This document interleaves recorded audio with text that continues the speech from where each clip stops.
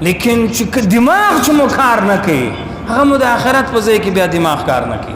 جنت غواړم، د خدای رضا غواړم، د جهنم څخه بچاوېدل غواړم، کوم هیڅ نه، بس بېغمه ناست یم. دې ته خلک لیونی وایي ښه دی، دا احمق دی، دا بېوقوف دی، دا نادان دی. جنت غواړم کار نه کوم، یو کار نه کوم، د دین کار نه کوم، الله رضا غواړم، ګناهګار یم، ګناوې کوم، د الله نافرماني کوم. په مفته کې جنت نسته ښه دی. 5 روپۍ مفت چاته نه میلاویږي، 5 روپۍ دا دومره عظیم جنت دا داسې مفت نه میلاویږي ښه دی. بس خدای مهربانه دی. لکه دا ګناه مه کوه، دا د خدای نافرماني مه کوه، خدای ته وګوره دا کار یې لټ دې لکه خدای مهربانه دی. خدای واقع مهربانه دی. خدا واورئ ښه دی، خدای په چا مهربانه دی؟ خدای په هغه چا مهربانه دی چې یو سړی د خپل عجز د الله و مخ ته کښېښودی چې یا الله زه ستا یو عاجز یو خواره بشکی بنده یم. الله ته رب یې، ته خالق یې، ته مالک یې، ته د تمامو کائناتو بادشاه یې. الله لوی خدای یې، لوی د قدرت دی، لوی د طاقت دی. د الله عظمت اقرار وکړي زړه کې، زړه دې هم د خدای په عظمت ډک وي.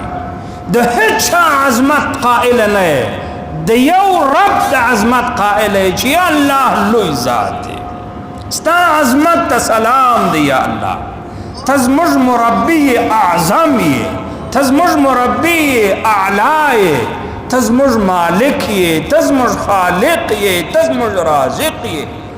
داسې یو عظمت دی د الله په زړه کې پروت وي، دا یاو او خپل عاجزي دې په زړه کې پرته وي چې یا الله زه خو ستا یو ډېر کمزوري بنده یم، ډېر عاجز یم، هېڅ مو هم په وس نه ده پوره، ذره برابر کبر دې هم په زړه کې نه وي. د خدای خدایي منې، خپل عاجزي منې، دغه سړي باندې بیا خدای مهربانه دی. الله دومره رحیم ذات دی، دومره کریم ذات دی، دومره مهربانه دی، تر پلار او مور هم اویا واره زیات مهربانه دی. لیکن پر دغسې سړی باندې ښه دی. یو سړی که مستی کوي، خدایي چلی، ځان ته خدای وایي، فرعون وایي چې انا ربکم الاعلی، زه لوی خدای یم، نو په فرعون باندې هم خدای مهربانه دی.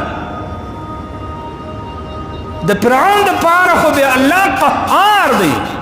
آخري وخت کې چې فرعون غرق کېدی په دریای نیل کې، په د آخري وخت کې کلمه وویله، کلمه یې داسې وویله ولی یا الله ما ایمان دی پر هغه رب باندې چې د بني اسرائیلو رب دی. وبېرېدی. په دغه وخت کې جبرائیل علیه الصلاة والسلام خدای پاک ورته راواستوي چې ورسه په خوله کې د دریاب د شنې خټې ورته ښکته کړه، ته اوس کلمه وایه.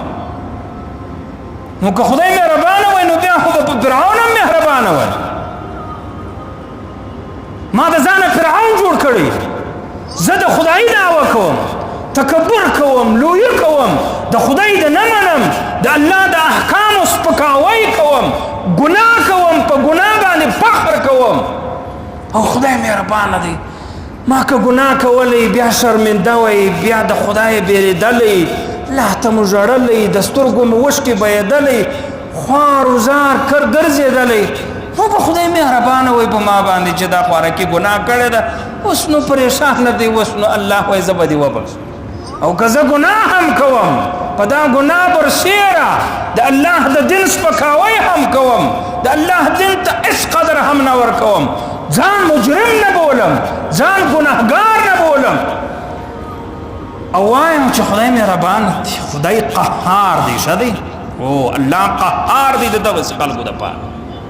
متکبرین انسانان چې د خدای خدایي نه مني، ځان ته د الله د دین درناوی نه لري، د الله دین ته په یو قدر نه ګوري، د الله د احکامو سپکاوی کوي، د دغو انسانانو دپاره بیا خدای قهار دی، د الله په قهر او په غضب بلل کوي.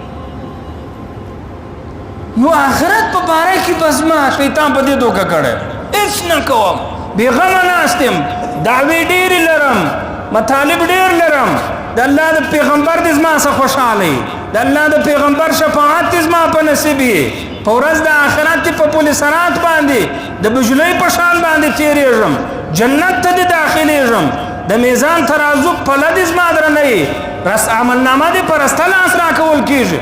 کوم هېڅ نه، اسی مفتی نه دي شدي چې ما هوته ته عمل نامه پر استلاز را کول کیږي او دلته بخبلي خرمستي کوم نه دا څه نه ده دلته به عیاشۍ او مستۍ کوم د به د الله قانون د الله دین به په خاورو کې غورځولی د الله د دین سپکاوی به کوم د الله نه به مغفرت نه غواړم د الله د عظمت او د کبریا د لوی اقرار به نه لرم اسی به په خولې جمع خرچ وي څه کم ویل خدای مو بس خالی هغه وخت په یاد چې یو قسم اخلم